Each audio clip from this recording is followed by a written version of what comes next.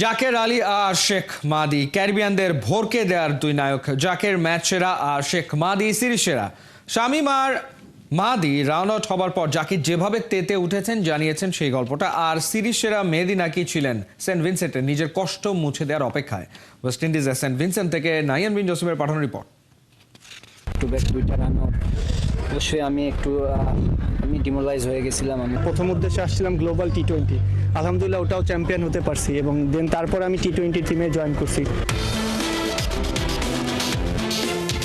জাকের আলী অনেক দুর্দান্ত একটা ইনিংস, নাটকীয়ভাবে উইকেটে ফিরে আসা, রান আউট হয়েও তারপর যা দেখিয়েছেন তা এক কথায় অনেক দিন পর্যন্ত মনে রাখার মতো।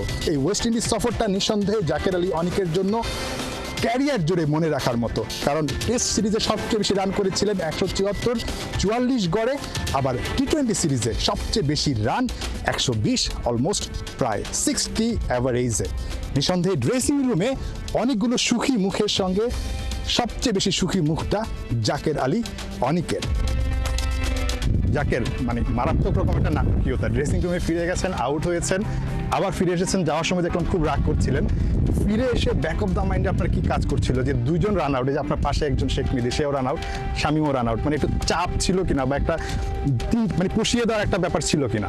অবশ্যই চাপ ছিল। আমার মনে হয় যে খেলাটা খুব ভালোভাবে তৈরি হয়ে গেছিলো বড় একটা স্কোরের জন্য। তখনই সাডেনলি ব্যাক টু ব্যাক দুইটা রান আউট, অবশ্যই আমি ডিমোরালাইজ হয়ে গেছিলাম। আমি খুব ফ্রাস্ট্রেটেড হয়ে গেছিলাম। তারপরে জাস্ট চেষ্টা করছি যে যেন শেষ পর্যন্ত খেলতে পারি, এইটাই প্ল্যান ছিল। আসলে এই টিমে খেলতে আসছিলাম, তখনই আমাকে ওরা অনেক টাফ টাইম দেয়। তো ওই সময় থেকে আমার ব্যাক অফ দ্য মাইন্ডে ছিল যে না, ওরা যেভাবে হোক বাউন্সার ট্রাই করবে আমাদের। তো এইটাই আমার ওয়েস্ট ইন্ডিজে আসার আগে আমি ওরকম প্রিপারেশন নিয়ে আসছিলাম।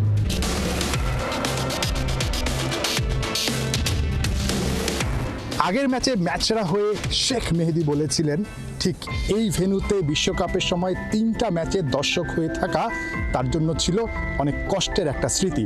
সেই কষ্টের স্মৃতি থেকে ঠিক যেভাবে ফিরতে হয় সেভাবেই কিন্তু ফিরেছেন শেখ মেহেদী।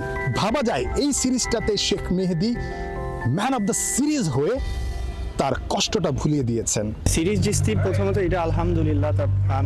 আমার কন্ট্রিবিউশন ছিল, আলহামদুলিল্লাহ ভালো লাগতেছে। আমি দেশে আসার আগে তো আসলে এগুলো কোনো চিন্তাই ছিল না। দেখেন, আমি কিন্তু প্রথম উদ্দেশ্যে আসছিলাম গ্লোবাল টি-20, আলহামদুলিল্লাহ ওটাও চ্যাম্পিয়ন হতে পারছি এবং দেন তারপর আমি টি-20 টিমে জয়েন করছি। ওভারঅল সব মিলে আলহামদুলিল্লাহ। আর আপনি যেটা বলতেছেন যে ওইটা তো আমার হাতে না, পারফরমেন্স আমার হাতে, যেটা সিলেকশন আমার হাতে না, সরি পারফরমেন্স আমি চেষ্টা করতে পারি আর বাদবাকি দেওয়ার আল্লাহর ইচ্ছা। বাট আপনি সিলেকশন আমার হাতে না, বাট আমার কাজ আমার করে যেতে হবে, বাদবাকি সিলেকশনের দায়িত্ব টোটালি। না, প্রথমত ধরেন আমি একটু নিজের সাথে নিজে প্রেশারে ছিলাম। অবশ্যই দেখেন, যেহেতু মিরাজ আর আমি একসাথে টিমে আছি, তো দেখা যাচ্ছে মিরাজ যেভাবে ব্যাটিং করতেছে last couple of year, outstanding batting করতেছে। তো আমার জন্য একটা ডিফিকাল্ট সিচুয়েশন তৈরি হয়, যেহেতু মিরাজ খুব ভালো ব্যাটিং করে। তো ওইটা আমার মাথার ভিতরে একটু থাকে, বাট একটু প্রেশার তো থাকে, যেহেতু আমি এক ফর্মেট খেলি বা আমার দেখা যাচ্ছে আমার প্রত্যেক মাসে বা টি-20 খেলা থাকে না, আমাকে গ্যাপ দিয়ে খেলতে হয়। আর গ্যাপ দিয়ে দেওয়ার পরেও থাকে যেটা থাকে আর কি, ধরেন আমি রেগুলার না লাস্ট 1-2 বছরে। বাট এই জিনিসটা আমার উপরে ভেরি করে যে আমি হয়তো বা নিজের সাথে নিজের চ্যালেঞ্জ নিই, আমার তো ভালো করতেই হবে। আমার মানে ওরকম ভালো করলে হবে না। দেখা যাচ্ছে আমি তো সব দিন এরকম পারফর্ম করতে পারবো না, যেদিন পারফর্ম করতে পারবো সেদিন যেন সবার চোখে লেগে যায়।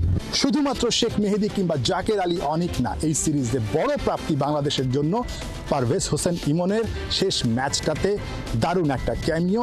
একই সঙ্গে Shamim Hossain Patwari back to back 2টা ম্যাচে 200 স্ট্রাইক রেটে যেভাবে ব্যাট করেছেন, তাতে করে বাংলাদেশ ফিনিশার কিন্তু পেয়ে গেছে নতুন একজন। সবকিছু মিলে বাংলাদেশের জন্য অনেক প্রাপ্তির একটা সিরিজ। এই প্রাপ্তিটা আরও লম্বা হলে বাংলাদেশের ক্রিকেটের জন্য এই ফরম্যাটে বাংলাদেশের দূরে যাওয়ার জন্য বা দূরের স্বপ্ন সত্যি করার জন্য অনেক বেশি কাজে দেবে। Nahiyan bin Jasim, 71, Saint Vincent, West Indies.